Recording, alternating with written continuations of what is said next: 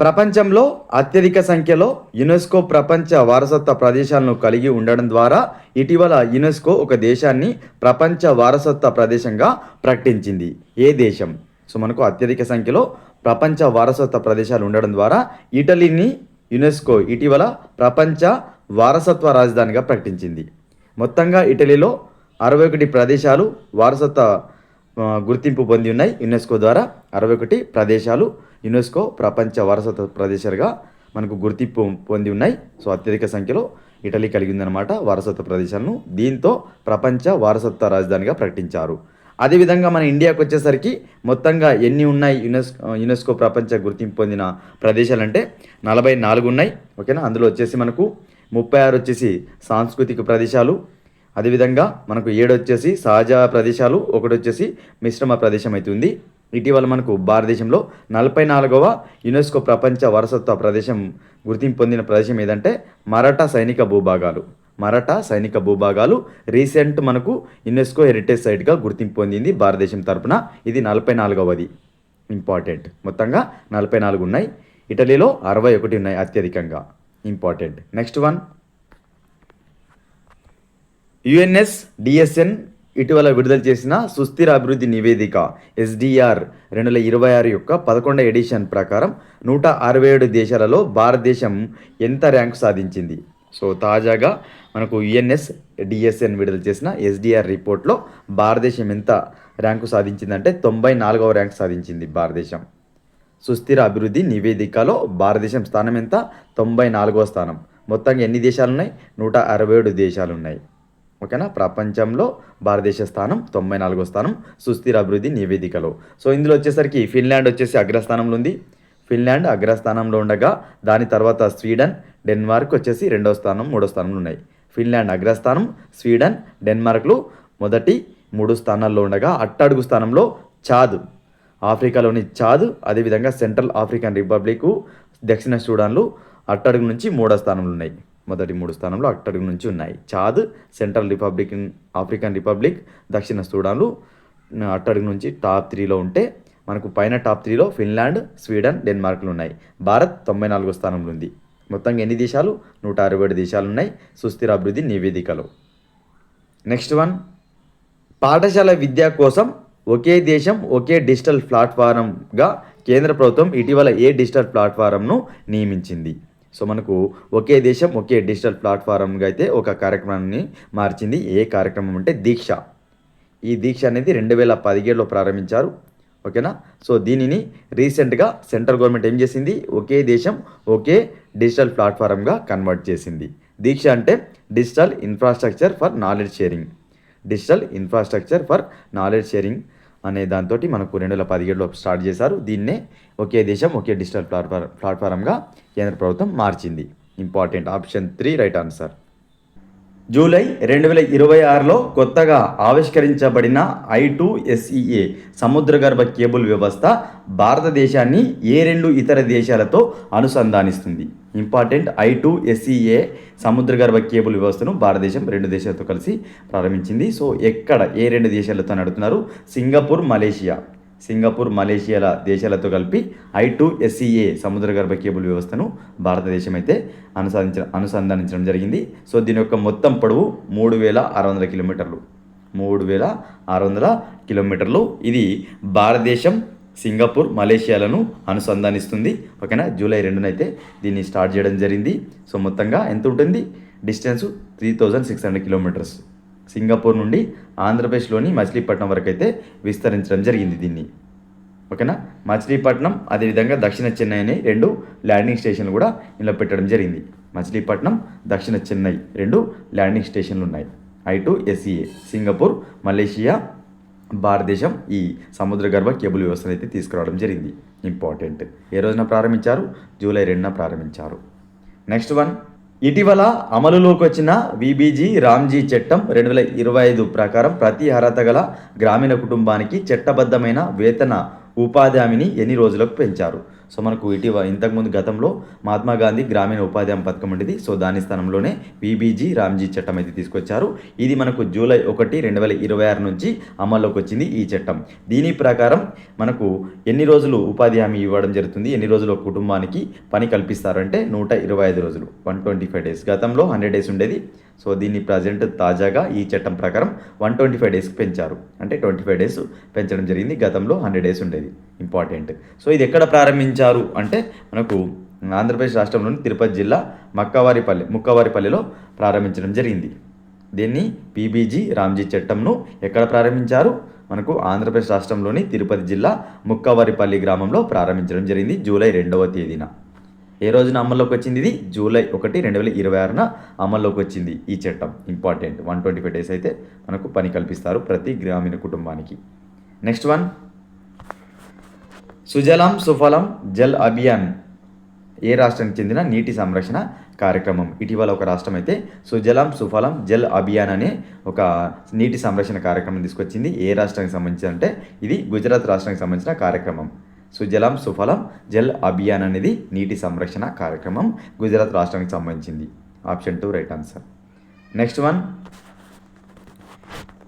ఇటీవల ప్రారంభించబడిన సమగ్ర శిశు బాల స్వాస్థ్య కార్యక్రమం ఏ వయసు వరకు ఉన్న పిల్లలకు సమగ్ర ఆరోగ్య సంరక్షణ సహాయాన్ని అందిస్తుంది? సో ఇటీవల అయితే స్టార్ట్ చేశారు. దీన్ని SSBSK సమగ్ర శిశు బాల స్వాస్థ్య కార్యక్రమం. సో ఇది ఏ వయసు వరకు ఉన్న పిల్లల కోసం అంటే 36 నెలలు, అంటే దాదాపుగా 3 సంవత్సరాల వరకు ఉన్న పిల్లల కోసం SSBSK ప్రోగ్రామ్ని అయితే ప్రారంభించింది కేంద్ర ప్రభుత్వం. సమగ్ర శిశు బాల స్వాస్థ్య కార్యక్రమం 36 నెలల వరకు ఉన్న పిల్లల కోసం ఈ కార్యక్రమం అయితే పనిచేస్తుంటుంది. Option 3 right answer. Next one, భారత ప్రభుత్వం ఇటీవల ఆమోదించిన ప్రాజెక్టు సమర్థ్ ఏ రంగంలో భారతదేశం సామర్థ్యాలను బలోపేతం చేయడమే లక్ష్యంగా పెట్టుకుంది? సో ప్రాజెక్టు సమర్థ్ అనేది ఇంపార్టెంట్. ఇటీవల భారత ప్రభుత్వం అయితే ఆమోదించింది దీన్ని, ప్రాజెక్టు సమర్థ్ అనేది. సో ఏ రంగం కోసం దీనిని తీసుకొచ్చారంటే సెమీ కండక్టర్ల తయారీ కోసం, సెమీ కండక్టర్ల తయారీని బలోపేతం చేయడం కోసం ప్రాజెక్టు సమర్థ్ అయితే కేంద్ర ప్రభుత్వం అయితే ఇటీవల ఆమోదించింది. ఇంపార్టెంట్. ప్రాజెక్ట్ సమర్థ్ దేనికి సంబంధించింది? సెమీ కండక్టర్ల తయారీకి సంబంధించింది. Option 1 right answer. Next one, 2025-26 ఆర్థిక సంవత్సరంలో ఏ రాష్ట్రం అత్యధిక సంఖ్యలో కొత్త భౌగోళిక గుర్తింపు ట్యాగులను పొందింది? GI ట్యాగులను అత్యధికంగా పొందిన రాష్ట్రం ఏదని అడుగుతున్నారు. ఎప్పుడు? 2025-26 ఆర్థిక సంవత్సరానికి సంబంధించి. సో మధ్యప్రదేశ్ అనేది 2025-26 సంవత్సరానికి సంబంధించి అత్యధికంగా GI ట్యాగులను పొందిన రాష్ట్రంగా ఉంది. మొత్తంగా 25-26 సంవత్సరానికి 26 GI ట్యాగులను పొందింది. లాస్ట్ ఫైనాన్షియల్ ఇయర్లో మధ్యప్రదేశ్ ఎన్ని GI ట్యాగులు పొందింది? 26 GI ట్యాగులు పొందింది. దీంతో అత్యధిక సంఖ్యలో GI ట్యాగులు పొందిన రాష్ట్రంగా ఉంది మధ్యప్రదేశ్. నెక్స్ట్ వన్, భారతదేశపు బ్రిడ్జ్ మ్యాన్గా ప్రసిద్ధి చెందిన ఏ పద్మశ్రీ పురస్కార గ్రహీత 2026 జూలైలో కన్నుమూశారు? ఇంపార్టెంట్. భారతదేశపు బ్రిడ్జ్ మ్యాన్గా ఒకరికి పేరుంది, అతను పద్మశ్రీ అవార్డు గ్రహీత అనమాట. సో అతను జూలైలో చనిపోవడం జరిగింది. ఎవరు అంటే గిరీష్ భరద్వాజ్ గారు ఇటీవల చనిపోయారు. సో అతనికి ఏం పేరుందంటే భారతదేశపు బ్రిడ్జ్ మ్యాన్గా పేరుందనమాట. సో ఇతనికి పద్మశ్రీ కూడా రావడం జరిగింది. Option 1 right answer. 2026 ఏడాదికి సంబంధించి సింగపూర్ ఓపెన్ టైటిల్ను గెలుచుకున్న భారతదేశపు మొట్టమొదటి పురుషుల డబుల్స్ జంట ఏది? బ్యాడ్మింటన్కి సంబంధించిన టోర్నమెంట్ ఇది, సింగపూర్ ఓపెన్ టైటిల్ అనేది. సో దీన్ని గెలుచుకున్న మొదటి పురుషుల డబుల్స్ జంట ఎవరంటే సాత్విక్ సాయిరాజ్, చిరాగ్ శెట్టి. వీరిద్దరు కలిసి సింగపూర్ ఓపెన్ టైటిల్ని గెలుచుకున్నారు. ఓకేనా? ఈ విధంగా భారతదేశం తరపున ఈ టైటిల్ని గెలుచుకున్న తొలి డబుల్స్ జంటగా నిలిచింది సాత్విక్ సాయిరాజ్ మరియు చిరాగ్ శెట్టి యొక్క జంట అనేది. ఇప్పటివరకు భారతదేశం నుంచి ఈ సింగపూర్ ఓపెన్ టైటిల్ను ఎవరు కూడా గెలుచుకోలేదు. పురుషుల డబుల్స్ జంటలో సాత్విక్ సాయిరాజ్, చిరాగ్ శెట్టి తొలిసారి గెలుచుకోవడం జరిగింది సింగపూర్ ఓపెన్ టైటిల్ను. ఈ సింగపూర్ ఓపెన్ టైటిల్ అనేది ఏ క్రీడకు సంబంధించింది అని అడిగినట్లయితే బ్యాడ్మింటన్ అని గుర్తుపెట్టుకోండి. Option 1 right answer. Next one, 2026 June 1వ తేదీన నెల రోజుల పాటు దేశవ్యాప్తంగా ఖేత్ బచావో అభియాన్ ఏ రాష్ట్రం నుండి ప్రారంభించబడింది? సో 2026 జూన్ 1 నుంచి 1 మంత్ పాటుగా మనకు ఖేత్ బచావో అభియాన్ అనేది ఏ రాష్ట్రం నుంచి ప్రారంభించారని అడుగుతున్నారు. మధ్యప్రదేశ్ స్టేట్ నుంచి అయితే ఈ కార్యక్రమాన్ని ప్రారంభించడం జరిగింది. ఖేత్ బచావో అభియాన్ అనేది ఎప్పుడు స్టార్ట్ చేశారు? జూన్ 1న స్టార్ట్ చేయడం జరిగింది. 1 మంత్ పాటు అయితే కొనసాగింది ఖేత్ బచావో అభియాన్ అనే ప్రోగ్రామ్ అనేది. ఎక్కడి నుంచి స్టార్ట్ అయింది? మధ్యప్రదేశ్ నుంచి స్టార్ట్ అయింది. Option 1 right answer. ప్రపంచ పర్యావరణ దినోత్సవం 2026 నాడు ఉత్తరప్రదేశ్లోని ఏ చిత్తడి నేల భారతదేశపు 100వ రామ్సర్ సైట్గా అవతరించింది? ప్రపంచ పర్యావరణ దినోత్సవం ప్రతి సంవత్సరం కూడా జూన్ 5వ తేదీన నిర్వహిస్తుంటారు. ఈ జూన్ 5వ తేదీన భారతదేశంలో 100వ రామ్సర్ సైట్ను అనౌన్స్ చేయడం జరిగింది. దేన్ని అంటే జయప్రకాష్ నారాయణ్ పక్షుల అభయారణ్యం. జయప్రకాష్ నారాయణ్ పక్షుల అభయారణ్యం అనేది 100వ రామ్సర్ సైట్గా అవతరించింది భారతదేశంలో. ఇది ఎక్కడ ఉందంటే ఉత్తరప్రదేశ్లోని బలియా జిల్లాలో ఉంది. ఇంపార్టెంట్, అనేక రకాల వలస మరియు స్థానిక జాతులకు ఆశ్రయం అనమాట జయప్రకాష్ నారాయణ్ పక్షుల అభయారణ్యం అనేది. ఇది 100వ రామ్సర్ సైట్గా నిలిచింది భారతదేశంలో. ఓకేనా, జూన్లో అనౌన్స్ చేయడం జరిగింది. నెక్స్ట్ వన్, 2026 జూన్ 3న కర్ణాటకకు 18వ ముఖ్యమంత్రిగా ఎవరు ప్రమాణ స్వీకారం చేశారు? సో పక్క రాష్ట్రమైన కర్ణాటకకు 18వ ముఖ్యమంత్రిగా జూన్ 3వ తేదీన ఎవరు ప్రమాణ స్వీకారం చేశారని అడుగుతున్నారు. ఇంపార్టెంట్, డికే శివకుమార్. డికే శివకుమార్ గారు కర్ణాటక రాష్ట్రానికి 18వ ముఖ్యమంత్రిగా అయితే ప్రమాణ స్వీకారం చేయడం జరిగింది. అంతకుముందు ఎవరు ఉండేవారంటే సిద్ధరామయ్య గారు ఉండేవారు. సో సిద్ధరామయ్య మనకు 2.5 సంవత్సరాలు చేయడం జరిగింది. సో దాంట్లో భాగంగా ఆ తర్వాత డికే శివకుమార్కి అయితే ఇవ్వడం జరిగింది ముఖ్యమంత్రి పదవిని. ఓకేనా, 18వ ముఖ్యమంత్రి డికే శివకుమార్ కర్ణాటక స్టేట్కు. Option 3 right answer. Next one, June 2, 2026న డిఆర్డిఓ మరియు భారత వైమానిక దళం ద్వారా ఏ స్వదేశీ గగనతల భూతల క్షిపణి విజయవంతంగా పరీక్షించబడింది? ఇంపార్టెంట్, డిఆర్డిఓ మరియు భారత వైమానిక దళం కలిసి ఒక క్షిపణిని అయితే విజయవంతంగా పరీక్షించారు. దాని పేరు ఏంటంటే రుద్ర M2. రుద్ర M2 అనే క్షిపణిని డిఆర్డిఓ మరియు భారత వైమానిక దళం సక్సెస్ఫుల్గా మనకైతే పరీక్షించడం జరిగింది. ఓకేనా, జూన్ 2న రుద్ర M2 అనే క్షిపణిని పరీక్షించారు. సక్సెస్ఫుల్ అయింది ఇది. ఓకేనా, option 3 right answer. Next one, central board of secondary education CBSEకి కొత్త చైర్పర్సన్గా ఎవరు అపాయింట్ అయ్యారు? సెంట్రల్ బోర్డ్ ఆఫ్ సెకండరీ ఎడ్యుకేషన్కు కొత్త చైర్పర్సన్గా లోకండే ప్రశాంత్ శ్రీరామ్ గారు. లోకండే ప్రశాంత్ సీతారాం గారు. ఎవరు? లోకండే ప్రశాంత్ సీతారాం గారు CBSEకి కొత్త చైర్పర్సన్గా అయితే అపాయింట్ అవ్వడం జరిగింది. తాజాగా జూన్ మంత్లో CBSEకి కొత్త చైర్పర్సన్గా లోకండే ప్రశాంత్ సీతారాం గారు అపాయింట్ అయ్యారు. Option 2 right answer. Next one, ఐక్యరాజ్య సమితి పర్యావరణ కార్యక్రమం ఆధ్వర్యంలో ప్రపంచ పర్యావరణ దినోత్సవంను ప్రపంచవ్యాప్తంగా ఏ తేదీన పాటించారు? సో ఇంతకుముందు చెప్పుకున్నాం మనం, ప్రపంచ పర్యావరణ దినోత్సవం ప్రతి ఏడాది కూడా జూన్ 5వ తేదీన అయితే మనం జరుపుకుంటాం. జూన్ 5వ తేదీన ప్రపంచ పర్యావరణ దినోత్సవం అయితే జరుపుకుంటాం. సో ఈ ఏడాదికి సంబంధించిన థీమ్ ఏంటంటే ప్రకృతి నుండి ప్రేరణ పొంది వాతావరణం కోసం మన భవిష్యత్తు కోసం అనే థీమ్ తోటి ఈ ఏడాది పర్యావరణ దినోత్సవాన్ని నిర్వహించారు. ప్రకృతి నుండి ప్రేరణ పొంది వాతావరణం కోసం మన భవిష్యత్తు కోసం అనే థీమ్ తోటి ఈ ఏడాది పర్యావరణ దినోత్సవాన్ని జూన్ 5వ తేదీన అయితే నిర్వహించారు. Important, option 3 right answer. Next one, ప్రపంచ బ్యాంకుకు భారతదేశపు తదుపరి ఎగ్జిక్యూటివ్ డైరెక్టర్గా భారత ప్రభుత్వం ఎవరిని నియమించింది? ప్రపంచ బ్యాంకుకు భారతదేశపు తదుపరి ఎగ్జిక్యూటివ్ డైరెక్టర్గా మన ఇండియన్ గవర్నమెంట్ ఎవరిని నియమించింది అంటున్నారు. Option 1 right answer. Nilakantha Mishra గారు. నీలకంఠ మిశ్రా గారు ప్రపంచ బ్యాంకుకు మన ఇండియా తరపున నెక్స్ట్ ఎగ్జిక్యూటివ్ డైరెక్టర్గా అయితే అపాయింట్ అవ్వడం జరిగింది. ఎవరు? నీలకంఠ మిశ్రా గారు. ఏ విధంగా అపాయింట్ అయ్యారు? మన ప్రపంచ బ్యాంకుకు ఇండియా తరపున ఎగ్జిక్యూటివ్ డైరెక్టర్గా అయితే అపాయింట్ అవ్వడం జరిగింది. Option 1 right answer. Next one, 2026లో ప్రతిష్టాత్మక నార్వే చెస్ టైటిల్ను గెలుచుకున్న తొలి భారతీయ క్రీడాకారుడు ఎవరు? సో మోస్ట్ ఇంపార్టెంట్, 2026లో ప్రతిష్టాత్మకమైన నార్వే చెస్ టైటిల్ను గెలుచుకున్న తొలి భారతీయ క్రీడాకారుడు ఎవరంటే R Praggnanandhaa. R Praggnanandhaa Norway chess టైటిల్ను గెలుచుకున్న తొలి ఇండియన్ చెస్ ప్లేయర్గా నిలిచాడు. గతంలో విశ్వనాథన్ ఆనంద్ కానీ, డి గుకేష్ కానీ, అర్జున్ ఎరిగేసి కానీ పెద్ద వాళ్ళు ఉన్నప్పటికీ సో వారైతే గెలుచుకోలేకపోయారు ఈ నార్వే చెస్ టైటిల్ను. కానీ ఆర్ ప్రజ్ఞానంద ఈ ఏడాది ఈ ప్రతిష్టాత్మకమైన నార్వే చెస్ టైటిల్ని గెలుచుకున్నారు. Option 3 right answer. ఓకేనా. జర్మన్కు చెందిన విన్సెంట్ కీమర్ను ఓడించి ఆర్ ప్రజ్ఞానంద నార్వే చెస్ టైటిల్ను గెలుచుకున్నారు. నెక్స్ట్ వన్, ప్రపంచ పర్యావరణ దినోత్సవం నాడు ఏక్ పేడ్ మాకే నామ్ ప్రచారంలో భాగంగా 18 నమో ఆక్సిజన్ పార్కులను ఏ నగరంలో ప్రారంభించారు? మోస్ట్ ఇంపార్టెంట్, ప్రపంచ పర్యావరణ దినోత్సవం జూన్ 5వ తేదీ నాడు ఏక్ పేడ్ మాకే నామ్ ప్రచారంలో భాగంగా 18 నమో ఆక్సిజన్ పార్కులను ఏ నగరంలో ప్రారంభించారంటే న్యూఢిల్లీలో దాదాపుగా 18 నమో ఆక్సిజన్ పార్కులను అయితే ప్రారంభించారు. ఏ తేదీన? జూన్ 5వ తేదీన. ఓకేనా. ఏక్ పేడ్ మాకే నామ్ ప్రచారంలో భాగంగా.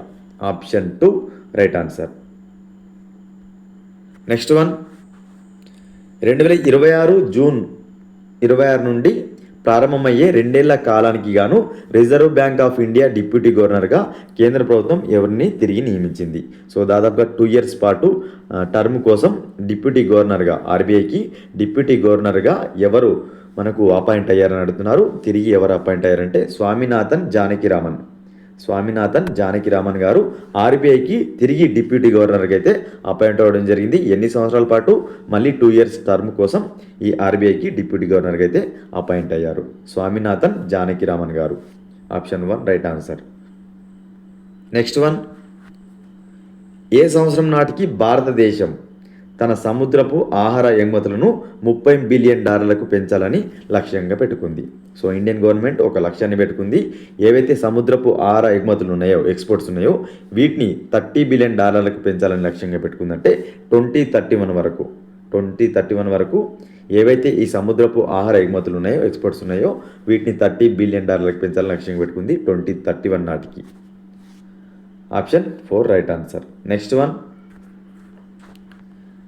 ఎన్ఎఫ్హెచ్ఎస్లో భాగంగా అండమాన్ నికోబార్ దీవులు ఎంత మొత్తం సంతానోత్పత్తి రేటుని నమోదు చేశాయి? ఇది భారతదేశంలోనే అత్యల్పంగా నిలిచింది. సో తాజాగా మనకు national family health survey report అయితే వచ్చింది. ఇది 6th ఎడిషన్. సో దీనిలో భాగంగా అత్యల్ప సంతానోత్పత్తి రేటు కలిగిన మనకు కేంద్రపాలిత ప్రాంతంగా రాష్ట్రంగా నిలిచింది అండమాన్ నికోబార్ దీవులు. ఎంత శాతం అంటే 0.9%, 0.9 అనమాట. 0.9 అనేది టీఎఫ్ఆర్గా నమోదైంది. ఇది 1 కంటే తక్కువ మనకు సంతానోత్పత్తి రేటు కలిగిన ఏకైక మనకు రాష్ట్రం కేంద్రపాలిత ప్రాంతంగా నిలిచింది. ఇంపార్టెంట్. ఓకేనా. అత్యల్ప సంతానోత్పత్తి రేటు కలిగిన కేంద్రపాలిత లేకుంటే రాష్ట్రం ఏదైనా అడిగినట్లయితే అండమాన్ నికోబార్ దీవులను గుర్తుపెట్టుకోండి. 0.9 టీఎఫ్ఆర్ కలిగి ఉంది. Option 4 right answer. ఈ ఎన్ఎఫ్హెచ్ఎస్ 6కి సంబంధించి ఒక డీటెయిల్ వీడియో చేయడం జరిగింది. సో అడగడానికి అవకాశం ఉంది, చూడని వారు చూసే ప్రయత్నం చేయండి. నెక్స్ట్ వన్,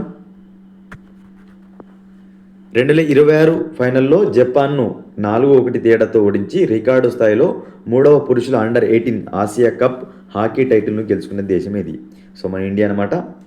సో మన ఇండియా అండర్-18 ఆసియా కప్ హాకీ టైటిల్ను గెలుచుకుందనమాట జపాన్ను ఓడించి.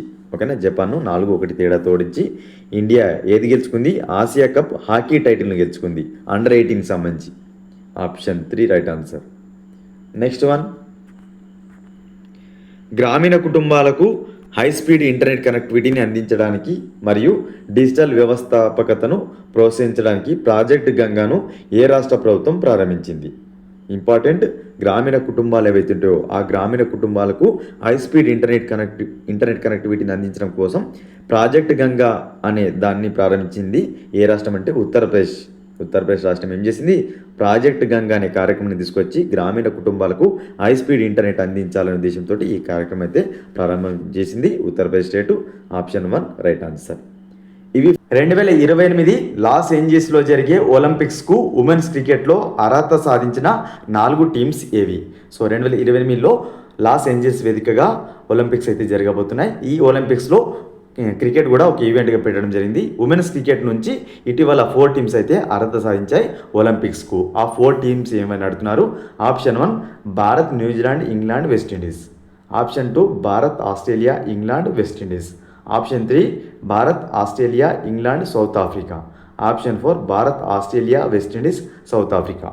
సో మనకు మొత్తంగా 6 టీమ్స్ని అయితే ఈ ఒలింపిక్స్లో ఆడిస్తున్నారనమాట క్రికెట్ ఈవెంట్లో భాగంగా. అందులో 4 టీమ్స్ వచ్చేసి కాంటినెంట్ వైజ్ టాప్ 1 ర్యాంక్లో ఉన్న టీమ్స్ అయితే సెలెక్ట్ తీసుకోవడం జరిగింది. అందులో భారత్ ఆసియా నుంచి, ఆస్ట్రేలియా ఖండం నుంచి, ఇంగ్లాండ్ వచ్చేసి గ్రేట్ బ్రిటన్ నుంచి, యూరోప్ నుంచి, సౌత్ ఆఫ్రికా వచ్చేసి ఆఫ్రికా నుంచి క్వాలిఫై అయ్యాయి. ఇంకొక టీం వచ్చేసి ఆతిథ్యం ఇచ్చే హోస్ట్ టీం యుఎస్ఏ మనకు క్వాలిఫై అవుతుంది. ఇంకొక టీం వచ్చేసి ర్యాంక్ ప్రకారం సో టాప్ ర్యాంకులు ఉన్న ఒక టీం అయితే మనకు క్వాలిఫై అవుతుంది. మొత్తంగా 6 టీమ్స్ అయితే మనకు ఈ ఒలింపిక్స్లో పోటీ పడబోతున్నాయి. మెన్స్ అండ్ ఉమెన్స్ క్రికెట్లో ఉమెన్స్కి సంబంధించి 6 టీమ్స్, మెన్స్లో 6 టీమ్స్ ఉంటాయి.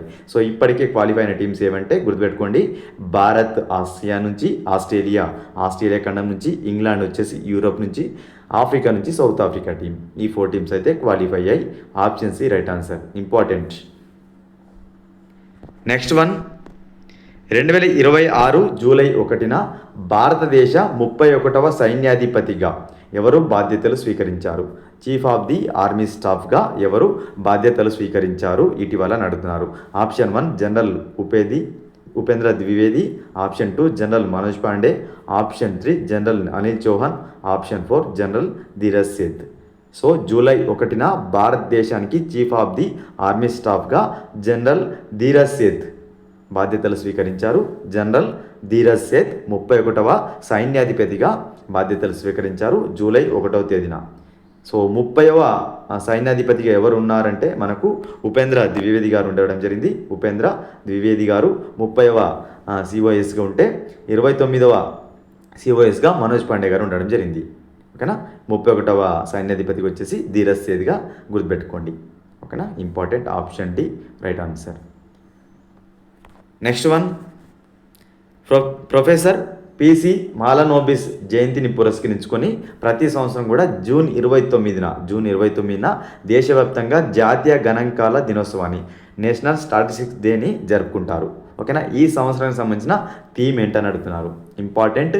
జూన్ 29న ఏ డేగా జరుపుకుంటారు? నేషనల్ స్టాటిస్టిక్స్ డేగా జరుపుకుంటారు. ఈ సంవత్సరం థీమ్ ఏంటంటే unlocking the potential of administrative data.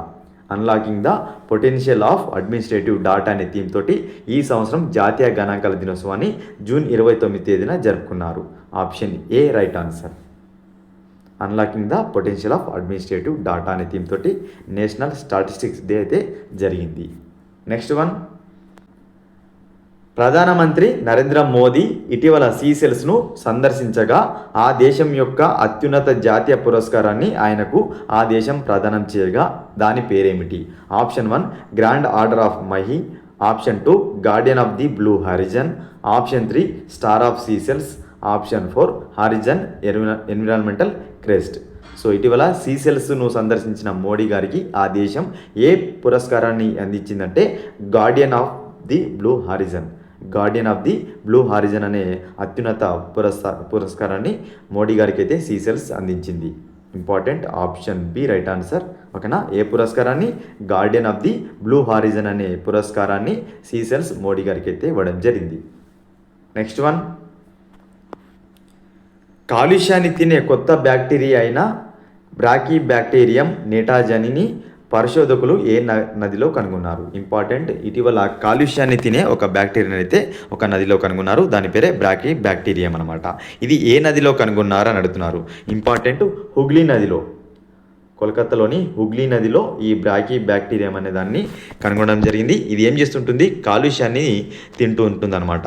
So దీన్ని ఇటీవల మనకు పరిశోధకులు అయితే కనుగొనడం జరిగింది హుగ్లీ నదిలో. Option C right answer.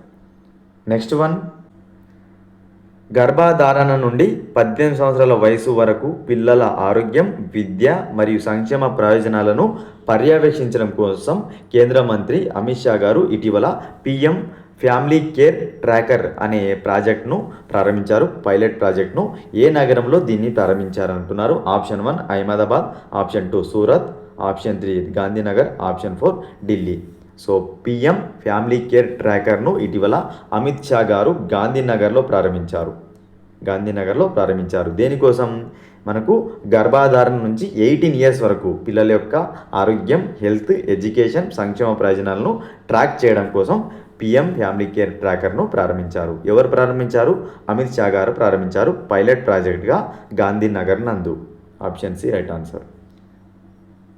Next one, Tamil Nadu ప్రభుత్వం భారతదేశపు చంద్రుని మనిషిగా ప్రసిద్ధి చెందిన ఒక విశిష్ట మాజీ ఇస్రో శాస్త్రవేత్తను తమ పాఠశాల విద్యా పాఠ్య ప్రణాళిక రూపకల్పన కోసం కమిటీకి చైర్మన్గా నియమించింది. అతని పేరేమిటి? సో ఇటీవల తమిళనాడు గవర్నమెంట్ ఏం చేసిందంటే పాఠశాల విద్య ఏదైతే పాఠ్య ప్రణాళిక ఉందో దాన్ని రూపొందించడం కోసం ఒకరికి కమిటీ చైర్మన్గా బాధ్యతలు అప్పచెప్పింది. అతను భారతదేశపు చంద్రుని మనిషిగా ప్రసిద్ధి చెందారు. ఎవరు అతను అడుగుతున్నారు? మైల్స్వామి అన్నాదురై.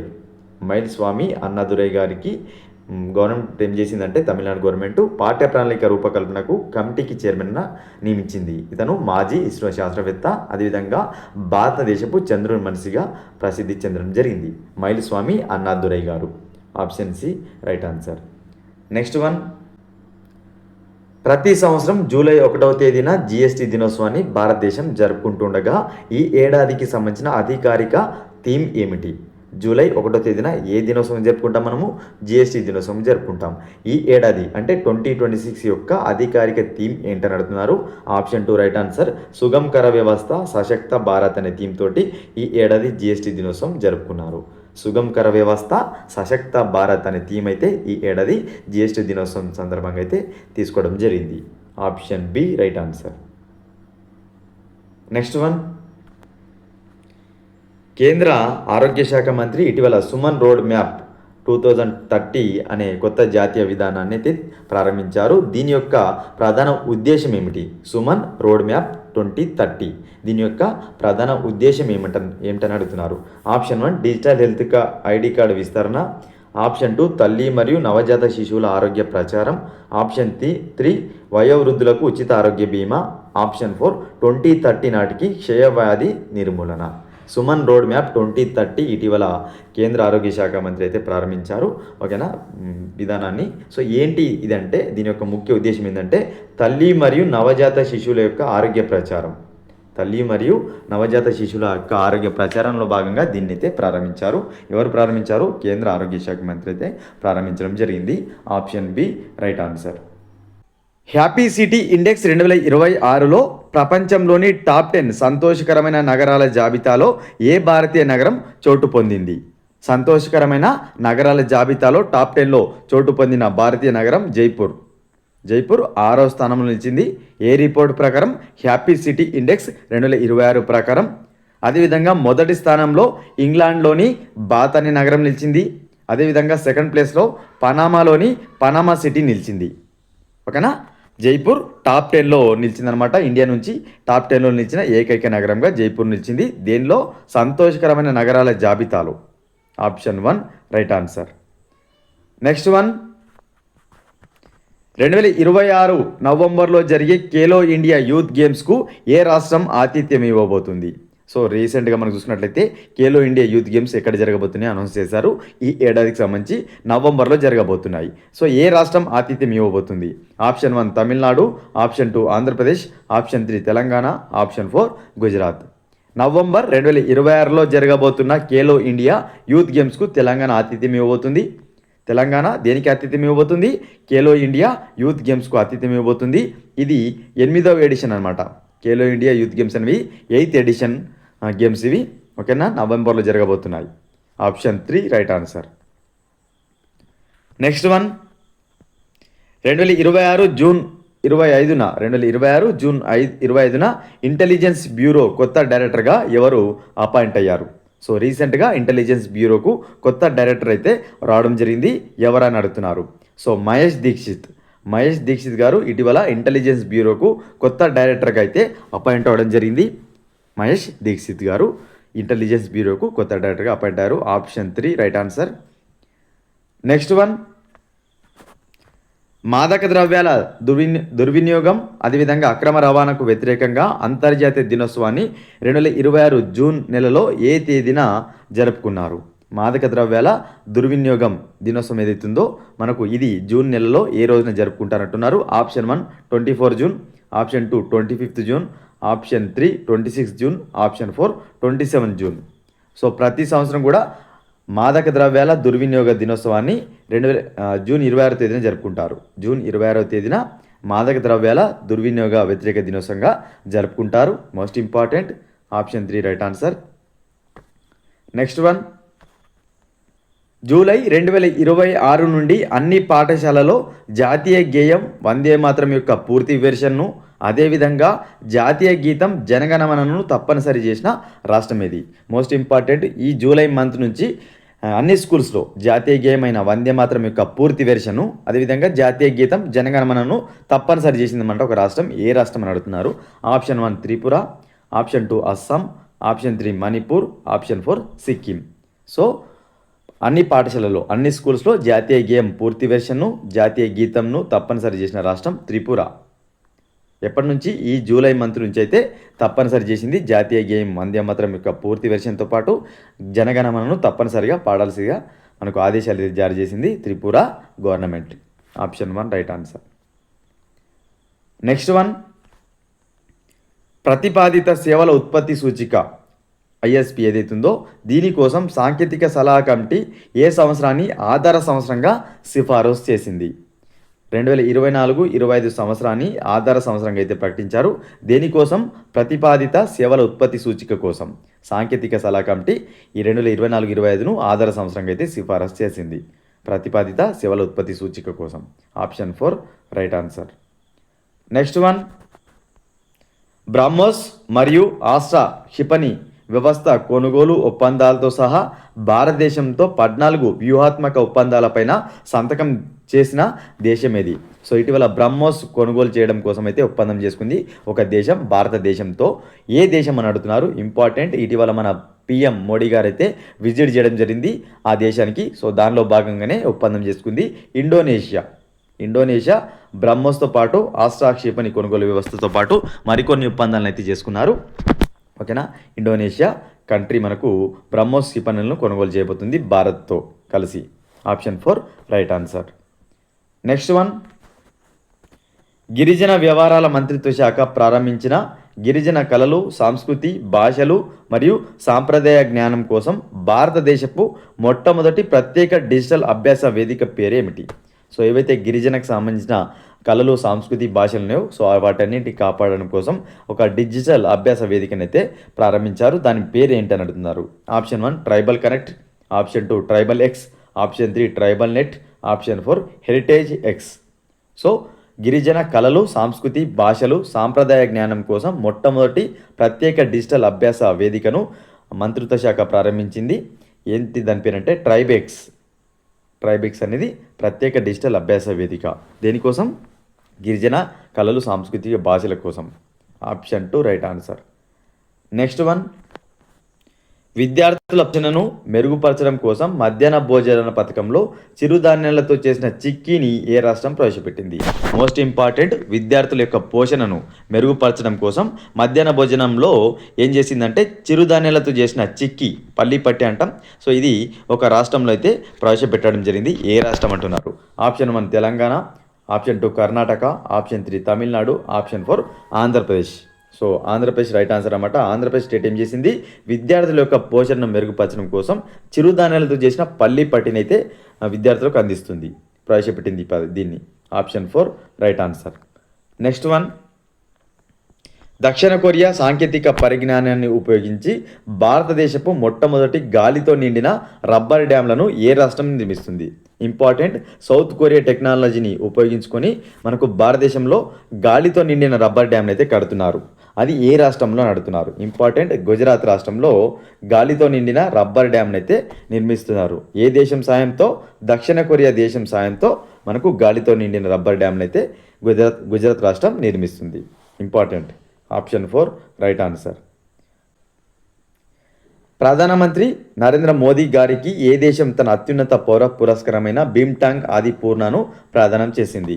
సో మనకు ప్రీవియస్ బిట్లోనే చూసాం, బ్రహ్మోస్ క్షిపణి కొనుగోలు కోసం భారతదేశంతో ఒప్పందం చేసుకుంది ఇండోనేషియాని. సో ఇండోనేషియాలో మోడీ గారు మనకు ఏదైతే విజిట్ చేసిన సందర్భంగా ఆ దేశం యొక్క అత్యున్నత పౌర పురస్కారమైన భీమ్టాంగ్ ఆది పూర్ణను మనకు ప్రదానం చేసింది ఇండోనేషియా దేశం. ఆదిపూర్ణ, బీంటాంగ్ ఆదిపూర్ణ ఆ దేశం యొక్క అత్యున్నత పౌర పురస్కారం అనమాట. మోదీ గారికి అయితే ప్రదానం చేయడం జరిగింది ఇండోనేషియా.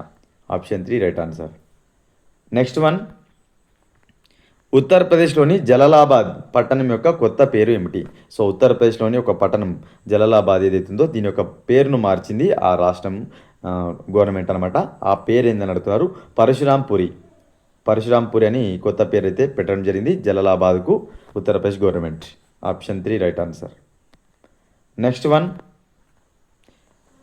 ప్రపంచంలోనే అత్యంత పురాతనమైన ఖచ్చితమైన కాలం నిర్ధారించబడిన మర్రి చెట్టును భారతదేశంలోని ఏ రాష్ట్రంలో శాస్త్రీయంగా గుర్తించారు? ఇంపార్టెంట్. ప్రపంచంలోనే అత్యంత పురాతనమైన ఏదైతే మర్రి చెట్టు ఉందో దానిని ఒక రాష్ట్రంలో గుర్తించారు. ఏ రాష్ట్రంలో అంటున్నారు? Option 1 Bihar, option 2 Uttar Pradesh, option 3 పశ్చిమ బెంగాల్, ఆప్షన్ 4 మధ్యప్రదేశ్. ప్రపంచంలోనే అత్యంత పురాతనమైన మర్రి చెట్టును బీహార్ రాష్ట్రంలో శాస్త్రీయంగా గుర్తించారు. బీహార్ రాష్ట్రంలో ఏం గుర్తించారు? అత్యంత పురాతనమైన మర్రి చెట్టును, ప్రపంచంలోనే అత్యంత పురాతనమైన మర్రి చెట్టును బీహార్లో గుర్తించారు. Important. Option 1 right answer. Next one, Lord's cricket గ్రౌండ్లో జరిగిన ఫైనల్లో ఇంగ్లాండ్ను ఓడించి ఐసీసీ మహిళల T20 ప్రపంచ కప్ 2026ను ఏ జట్టు గెలుచుకుంది? సో రీసెంట్గా మనకు ఇంగ్లాండ్ వేదికగా మహిళల T20 ప్రపంచ కప్ జరిగింది. సో దీనిలో భాగంగా ఏ జట్టు విజేతగా నిలిచింది అంటున్నారు? ఆస్ట్రేలియా మహిళల T20 ప్రపంచ కప్ను గెలుచుకుంది. ఆస్ట్రేలియా ఈ T20 ప్రపంచ కప్ గెలుచుకోవడం దాదాపుగా 7వసారి. ఏ టీం పైన గెలిచింది? మరి ఇంగ్లాండ్ పైన గెలిచింది. ఇంగ్లాండ్ రన్నర్ అప్స్గా నిలిచింది. ఎక్కడ జరిగింది? ఇంగ్లాండ్ వేదికగా జరిగింది. Option 1 right answer. Next one, Jammu కాశ్మీర్లోని శ్రీ అమర్నాథ్ యాత్ర 2026 కోసం భద్రత కోసం ఏ నిఘా కార్యక్రమం ప్రారంభించబడింది? ఇంపార్టెంట్. జమ్మూ కాశ్మీర్లో ఏదైతే మనకు అమర్నాథ్ యాత్ర ఉందో ఈ ఏడాదికి సంబంధించి భద్రత కోసం ఒక నిఘా కార్యక్రమం అయితే ప్రారంభించారు. సో దాని పేరేంటి అంటున్నారు? Option 1 project Hakkai, option 2 project Rakshak, option 3 project Suraksha, option 4 project Trinetra.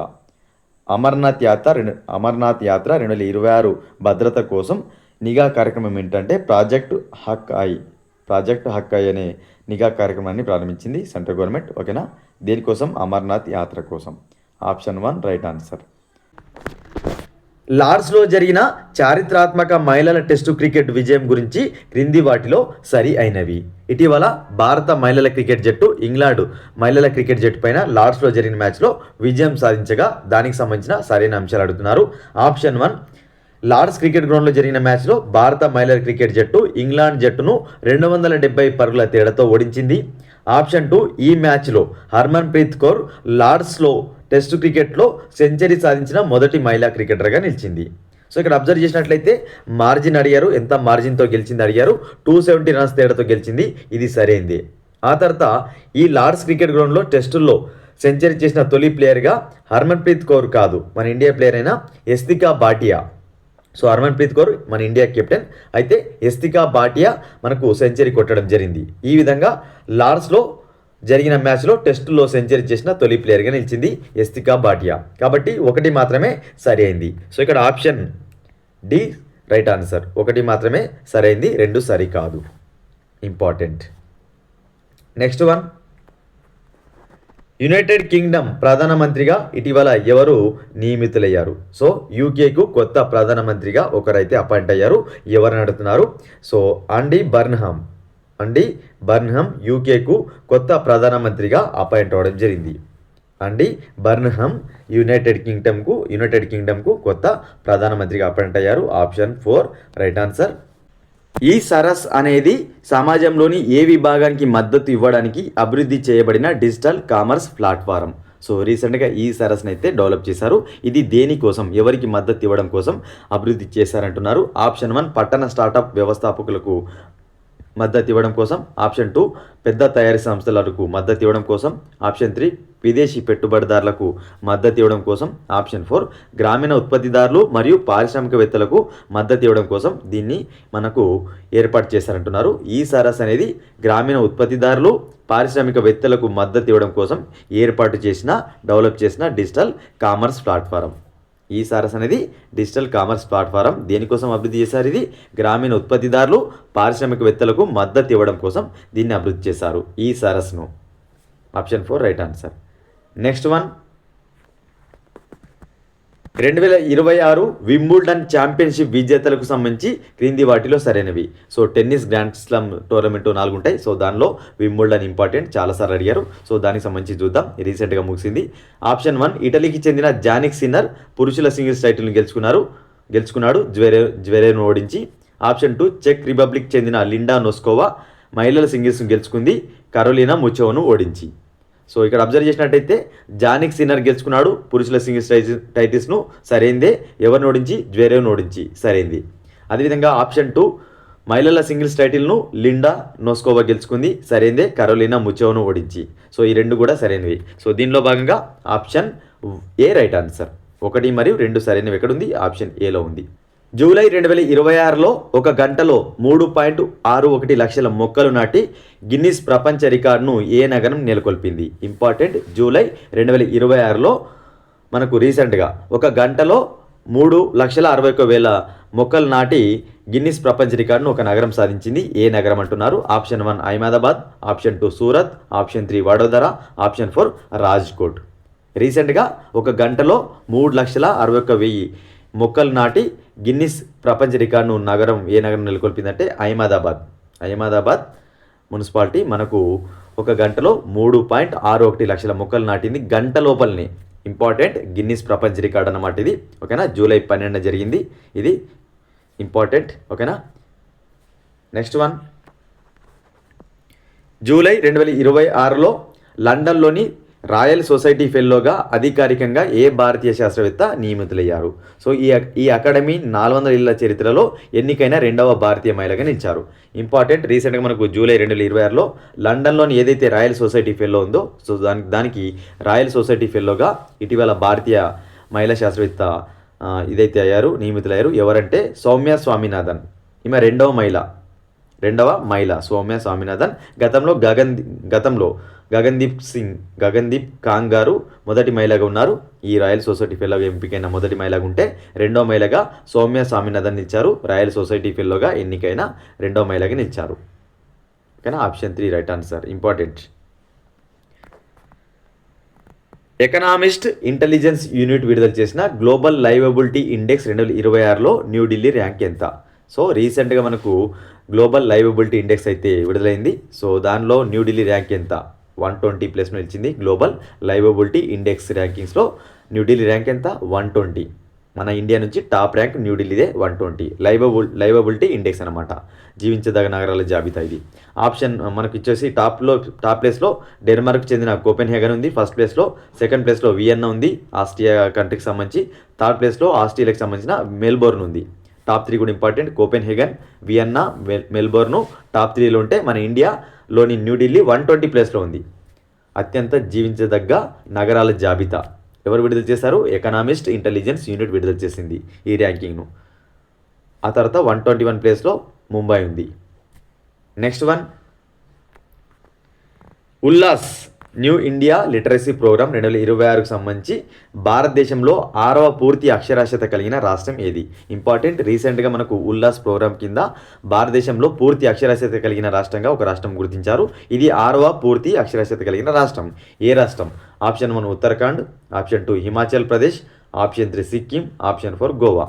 So రీసెంట్గా భారతదేశంలో ఉల్లాస్ కార్యక్రమం కింద పూర్తి అక్షరాస్యత కలిగిన రాష్ట్రంగా ఉత్తరాఖండ్ నిలిచింది.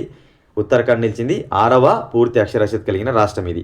గతంలో ఉత్తరాఖండ్, మిజోరం, గోవా, త్రిపుర, హిమాచల్ ప్రదేశ్, సిక్కిం ఈ 5 రాష్ట్రాలు పూర్తి అక్షరాస్యత కలిగిన రాష్ట్రాలుగా ఉన్నాయి. 5 రాష్ట్రాలు, ప్రస్తుతం ఉత్తరాఖండ్ ఈ రాష్ట్రాల సరసన నిలిచింది. ఓకేనా, ఉల్లాస్ కింద అడగడానికి అవకాశం ఉంది. ఏ రాష్ట్రం కూడా అడగడానికి అవకాశం ఉంది? ఉత్తరాఖండ్, ఓకేనా, మిజోరం, గోవా, త్రిపుర, హిమాచల్ ప్రదేశ్, సిక్కిం వచ్చేసి 5 స్టేట్స్. రీసెంట్గా ఉత్తరాఖండ్ నిలిచింది. మొత్తంగా 6 స్టేట్స్. పూర్తి అక్షరాస్యత కలిగిన రాష్ట్రాలు ఎన్ని? ఉల్లాస్ ప్రోగ్రామ్ కింద 6. ఓకేనా, నెక్స్ట్ వన్, భారతదేశంతో ద్వైపాక్షిక పెట్టుబడి ఒప్పందంపై సంతకం చేసిన తొలి OECD సభ్యదేశం ఏది? సో మనకు భారతదేశంతో ద్వైపాక్షిక పెట్టుబడి ఒప్పందం పైన సంతకం చేసిన తొలి OECD సభ్యదేశం ఇజ్రాయెల్. OECD సభ్యదేశం ఇజ్రాయెల్ అనమాట. భారతదేశంతో ద్వైపాక్షిక పెట్టుబడి పైన సంతకం చేసిన తొలి దేశంగా నిలిచింది ఇజ్రాయెల్. Option 3 right answer. 72వ జాతీయ చలనచిత్ర అవార్డులలో ఉత్తమ చలనచిత్రం ఏది? సో రీసెంట్గా 72వ జాతీయ చలనచిత్ర అవార్డులను ప్రకటించగా దాంట్లో ఉత్తమ చిత్రంగా ఏది నిలిచింది అని అడుగుతున్నారు. Option 4 right answer article 370. Article 370 తాజాగా ప్రకటించిన జాతీయ చలనచిత్ర అవార్డులలో ఉత్తమ చలనచిత్రంగా నిలిచింది. సో 2024 సంవత్సరానికి సంబంధించిన మాట, 2024 సంవత్సరానికి సంబంధించి తాజాగా ప్రకటించారు. సో ఆర్టికల్ 370ను ఎవరు డైరెక్ట్ చేశారంటే ఆదిత్య సుహాస్ గారు అయితే డైరెక్ట్ చేయడం జరిగింది ఆర్టికల్ 370ను. ఈ చిత్రం ఉత్తమ చిత్రంగా నిలవగా ఇదే చిత్రంలో నటించిన యాక్ట్రెస్ అయిన యామి గౌతమ్కు ఉత్తమ నటి పురస్కారం అయితే దక్కడం జరిగింది. ఓకేనా. ఆర్టికల్ 370 ఉత్తమ చిత్రంగా నిలిస్తే ఆ చిత్రంలో నటించిన యాక్ట్రెస్ అయిన యామి గౌతమ్కు ఉత్తమ నటి పురస్కారం అయితే లభించింది. ఓకేనా. ఆ తర్వాత చందు ఛాంపియన్కు సంబంధించి చందు ఛాంపియన్ సినిమాకు సంబంధించి కార్తిక్ ఆర్యన్కు, బ్రహ్మయుగం సంబంధించి మమ్ముటికి ఇద్దరికి సంయుక్తంగా ఉత్తమ నటుడు అవార్డు అయితే రావడం జరిగింది. ఓకేనా. ఉత్తమ నటిగా యామి గౌతమ్, ఉత్తమ నటుడుగా కార్తిక్ ఆర్యన్తో పాటు మమ్ముటి ఇద్దరు సంయుక్తంగా అయితే గెలుచుకోవడం జరిగింది. ఇంపార్టెంట్. అదేవిధంగా తమిళ చిత్రమైన అమరన్ గాను రాజ్కుమార్ పెరియసామికి ఉత్తమ దర్శకుడు అవార్డు అయితే రావడం జరిగింది. రాజ్కుమార్ పెరియసామికి ఉత్తమ దర్శకుడు అవార్డు అయితే వచ్చింది. ఏ చిత్రంకు? అమరన్ చిత్రంకు. ఓకేనా. ఇవి రీసెంట్గా అనౌన్స్ చేసిన జాతీయ చలనచిత్ర అవార్డులు. సో చాలాసార్లు ఎగ్జామ్లో అడిగారు, చూసుకునే ప్రయత్నం చేయండి. ఉత్తమ చిత్రంగా ఆర్టికల్ 370 నిలిచింది. ఏ ఏడాదికి సంబంధించి అంటే 2024 ఇయర్కి సంబంధించి 2026లో అనౌన్స్ చేశారు. మహిళా రైతుల సాధికారత కోసం ప్రత్యేక చట్టాన్ని రూపొందించిన భారతదేశంలోని మొట్టమొదటి రాష్ట్రం ఏది? సో మహిళా రైతులు ఎవరైతే ఉంటారో వారి సాధికారత కోసం ఒక ప్రత్యేక చట్టాన్ని భారతదేశంలోని ఒక రాష్ట్రం అయితే రూపొందించింది. ఆ రాష్ట్రం ఏంటంటున్నారు. Option 1 Karnataka, option 2 Gujarat, option 3 Maharashtra, option 4 Rajasthan. So మహిళా రైతులు ఎవరైతే ఉంటారో వారి సాధికారత కోసం ప్రత్యేక చట్టాన్ని రూపొందించిన మొట్టమొదటి భారతీయ రాష్ట్రం మహారాష్ట్ర.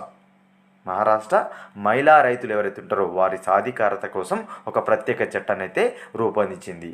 ఇది మనకు భారతదేశంలోని మొదటి రాష్ట్రం అనమాట. ఈ విధంగా మహిళా రైతుల సాధికారత కోసం చట్టాన్ని రూపొందించిన మొదటి రాష్ట్రంగా మహారాష్ట్ర నిలిచింది.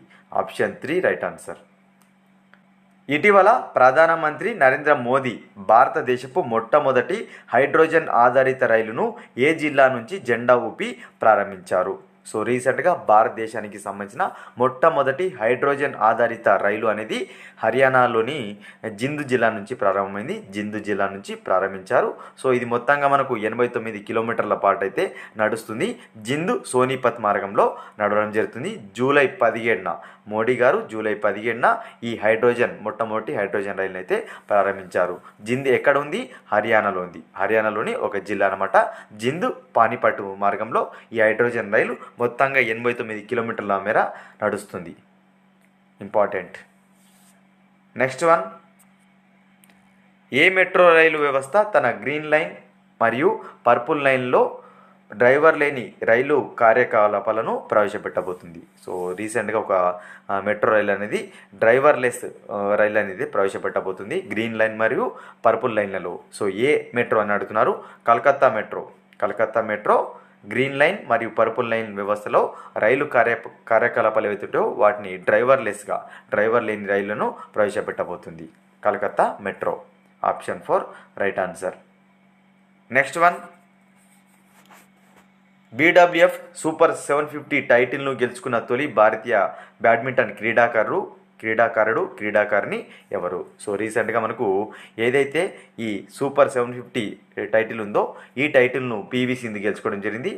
BWF సూపర్ 750 టైటిల్ను మన PV సింధు గెలుచుకున్నారు. సో ఈ విధంగా ఈ టైటిల్ గెలుచుకున్న తొలి ప్లేయర్గా నిలిచింది. సో ఇప్పటివరకు ఇండియా నుంచి ఎవరు కూడా ఈ BWF సూపర్ 750 టైటిల్ని అయితే గెలుచుకోలేరు. సో తొలిసారిగా PV సింధు అయితే ఈ టైటిల్ను గెలుచుకున్న తొలి ఇండియన్ ప్లేయర్గా నిలిచింది. Option 1 right answer. 2026 ఫీఫా ప్రపంచ కప్లో ఏ జట్టు రన్నర్-అప్గా నిలిచింది? సో రీసెంట్గా ఫుట్బాల్ ప్రపంచ కప్ అయితే ముగిసింది. దీంట్లో ఏ టీం సెకండ్ ప్లేస్లో రన్నర్-అప్గా నిలిచింది అంటున్నారు. అర్జెంటీనా ఫుట్బాల్ ప్రపంచ కప్లో రన్నర్-అప్గా నిలిచింది. అయితే మొదటి స్థానంలో అంటే విజేతగా ఏ జట్టు నిలిచిందంటే స్పెయిన్ నిలిచింది. స్పెయిన్ మనకు ఫుట్బాల్ ప్రపంచ కప్ గెలుచుకుంది. సో ఎవ్రీ 4 years ఒకసారి అయితే ఈ ఫీఫా ప్రపంచ కప్ అయితే నిర్వహిస్తుంటారు. సో దీనిలో భాగంగా స్పెయిన్ ఈ ఏడాది ఛాంపియన్గా నిలవగా స్పెయిన్ ఈ టైటిల్ను గెలుచుకోవడం ఇది రెండవసారి. సో తొలిసారిగా 2010లో స్పెయిన్ ఈ ఫుట్బాల్ ప్రపంచ కప్ను గెలుచుకుంటే తాజాగా 2026లో అర్జెంటీనాను ఓడించి గెలుచుకోవడం జరిగింది ఫుట్బాల్ ప్రపంచ కప్ను రెండవసారి. Option 1 right answer. రన్నర్అప్గా అర్జెంటీనా నిలిస్తే విజేతగా స్పెయిన్ నిలిచింది, గుర్తుపెట్టుకోండి. నెక్స్ట్ వన్, 3 ఫీఫా ప్రపంచ కప్ ఫైనల్ మ్యాచ్లు ఆడిన తొలి ఫుట్బాల్ ప్లేయర్ ఎవరు? సో రీసెంట్గా ఫుట్బాల్ ప్రపంచ కప్ ముగిసిందని చెప్పుకున్నాం కదా. సో దీనిలో భాగంగా తొలి ఒక ప్లేయర్ ఉన్నాడనమాట. 3 ప్రపంచ కప్ ఫైనల్లో ఆడిన తొలి ప్లేయర్ ఎవరని అడుగుతున్నారు.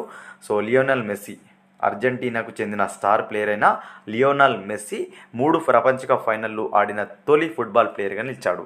ఇప్పటివరకు ఏ ఫుట్బాల్ ప్లేయర్ కూడా 3 ప్రపంచ కప్ ఫైనల్ మ్యాచ్లు ఆడలేకపోగా తొలిసారిగా లియోనల్ మెస్సీ, అర్జెంటీనా ప్లేయర్ అయిన లియోనల్ మెస్సీ 3 ప్రపంచ కప్ ఫైనల్ మ్యాచ్లు ఆడిన తొలి ఫుట్బాల్ ప్లేయర్గా నిలిచాడు.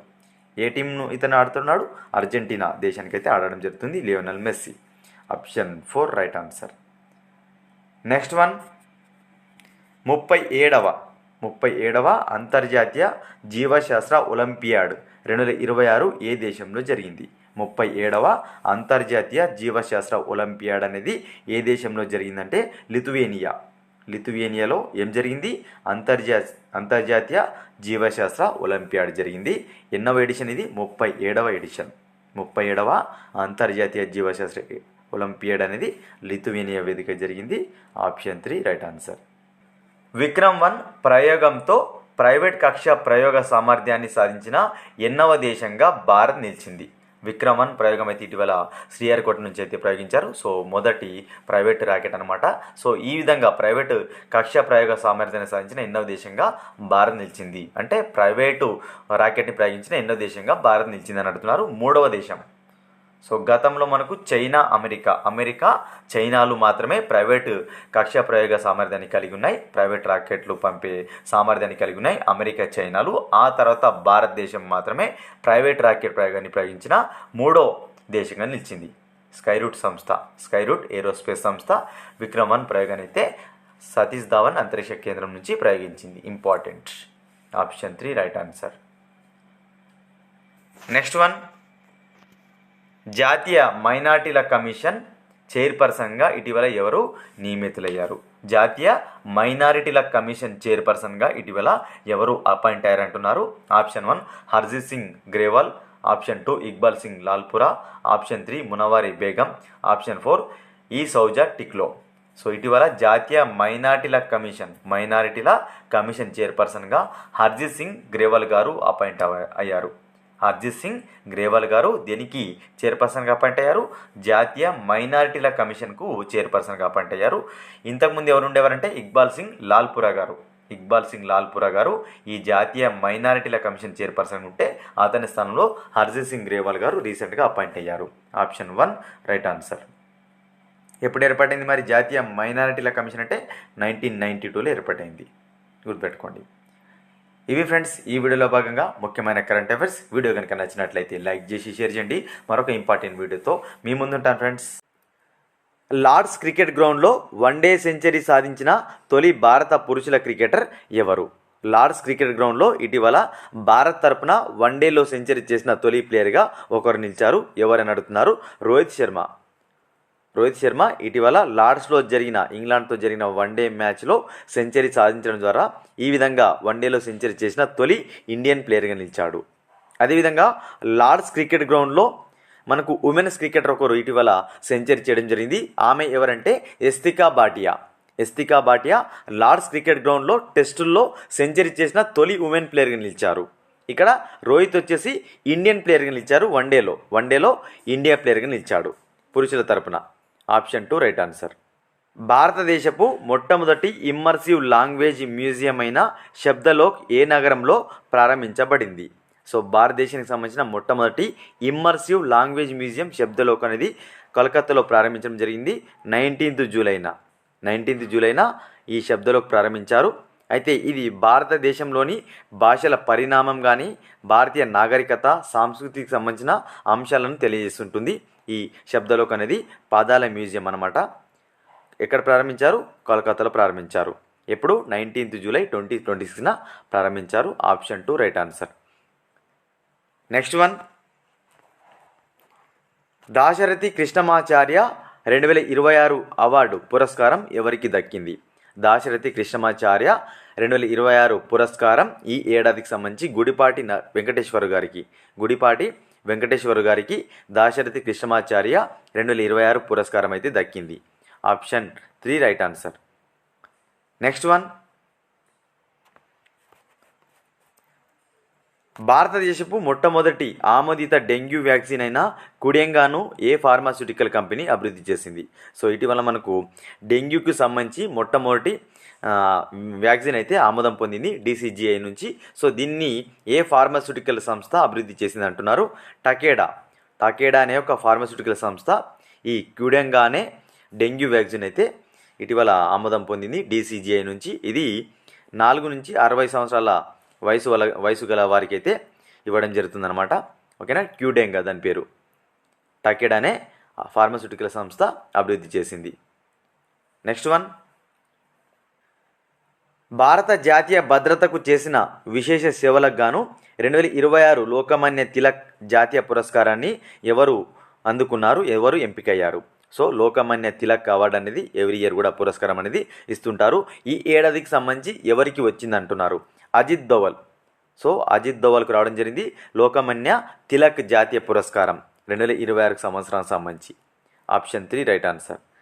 నెక్స్ట్ వన్, 72వ జాతీయ చలనచిత్ర అవార్డులలో ఉత్తమ చలనచిత్రం ఏది?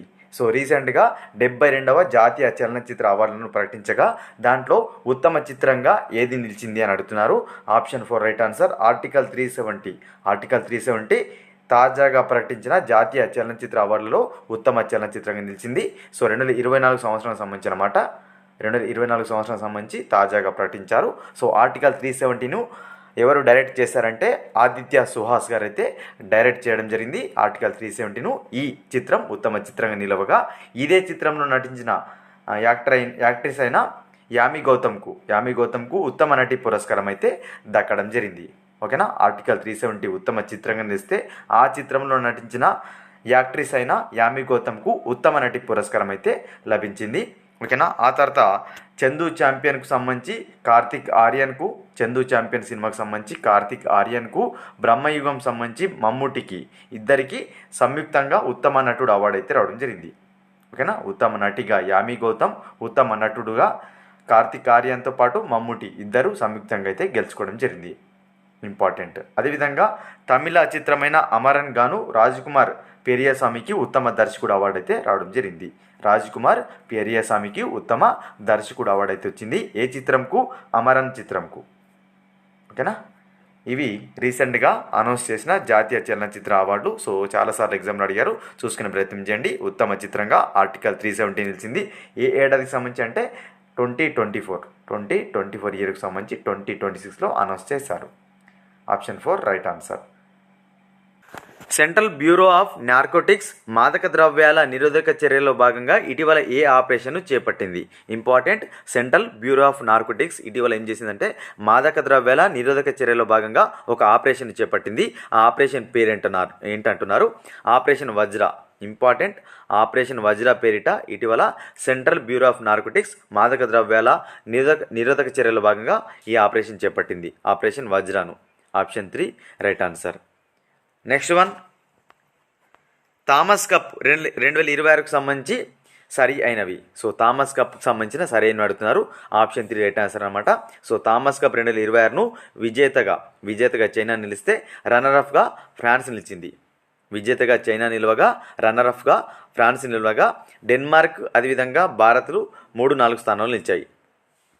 ఓకేనా, థామస్ కప్ విజేతగా చైనా నిలిస్తే రన్నర్అప్గా ఫ్రాన్స్ నిలిచింది. 3-4 స్థానాల్లో డెన్మార్క్, భారత్ నిలిచాయి. ఇంపార్టెంట్. నెక్స్ట్ వన్, కేంద్ర ప్రభుత్వం నీతి ఆయోగ్ కొత్త ముఖ్య కార్యనిర్వహణాధికారిగా ఎవరిని నియమించింది? సో మనకు నీతి ఆయోగ్కు కొత్త CEO రావడం జరిగింది. ఎవరంటున్నారు? అనురాగ్ జైన్ గారు. అనురాగ్ జైన్ ఇటీవల ఈ నీతి ఆయోగ్ ఏదైతుందో దీనికి కొత్త CEOగా అపాయింట్ అయ్యారు. కొత్త CEOగా అనురాగ్ జైన్ దేనికి అపాయింట్ అయ్యారు? నీతి ఆయోగ్కు. Option 2 right answer. Next one, 2027 నుంచి 15 ఏళ్లలోపు పిల్లలకు సోషల్ మీడియా యాక్సెస్ను నిషేధిస్తూ దేశవ్యాప్త చట్టాన్ని ఆమోదించిన యూరోప్లోని మొదటి దేశం ఏది? సో మనకు ఇటీవల యూరోప్లోని ఒక కంట్రీ 15 ఇయర్స్ లోపు పిల్లలు ఎవరైతే ఉంటారో వారికి సోషల్ మీడియాని నిషేధించింది. సో ఈ విధంగా యూరోప్లో మొదటి దేశం నిలిచింది. ఏ దేశం అంటే ఫ్రాన్స్. యూరోప్లోని ఫ్రాన్స్ ఏం చేసింది, 15 ఇయర్స్ లోపు పిల్లలకు సోషల్ మీడియాను నిషేధించింది అనమాట. సో ఈ విధంగా యూరోప్లోని మొదటి దేశం నిలిచింది. Option 4 right answer. Next one, ease of doing business యాక్ట్ను ఆమోదించిన మొదటి భారతీయ రాష్ట్రం ఏది? సో మనకు భారతదేశంలో ఈజ్ ఆఫ్ డూయింగ్ బిజినెస్ యాక్ట్ను చేసిందనమాట ఒక రాష్ట్రం. ఈ విధంగా తొలి రాష్ట్రంగా నిలిచింది ఛత్తీస్గఢ్ భారతదేశంలోని మొదటిసారిగా ఈజ్ ఆఫ్ డూయింగ్ బిజినెస్ యాక్ట్ను చేసిన రాష్ట్రంగా నిలిచింది. ఈజ్ ఆఫ్ డూయింగ్ బిజినెస్ యాక్ట్ను చేసిన తొలి రాష్ట్రం Chhattisgarh. Option 2 right answer. Next one,